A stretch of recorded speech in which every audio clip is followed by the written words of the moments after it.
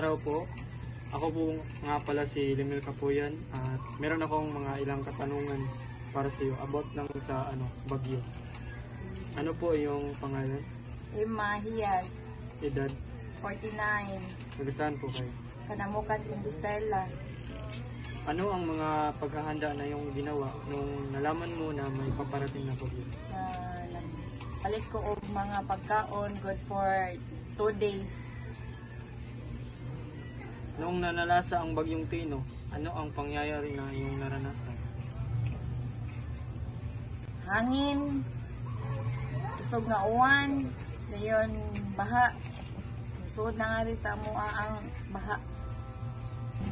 Pagkatapos ng Bagyo, ano ang iyong ginawa upang makabangon sa trahedya?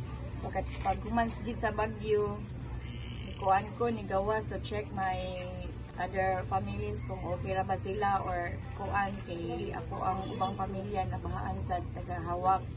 Tung ako sa sila gi kuan ngadto gi check kung okay ra ba kaloy sa Ginoo okay ra sa ginintahan sila. Mayroon bang tulong na nabigay sa inyo ng ang gobyerno para sa inyong pagsisimula? After mga 3 days na inabot nga inabang gikan sa DSWD ug mga private sector o kana ang mga relative sa namo nga naa sa laing lugar nga wala na sad sila napatuhi og maayo.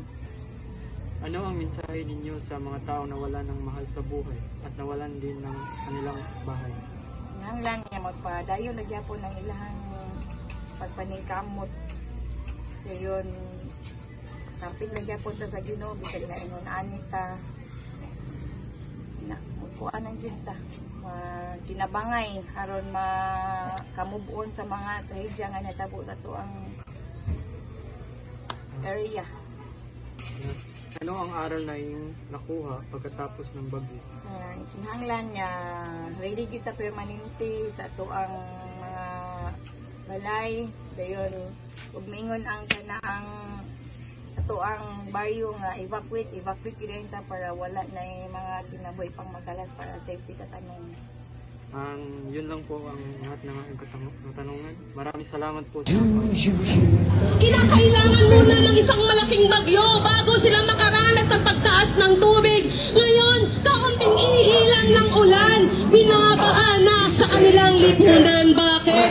Dahil dyan sa DPWH na nilalagakan ng trilyon na pondo. Kung mga palakpak ang mga bulsa ng kongresista. Mga kababayan, galit na ba kayo?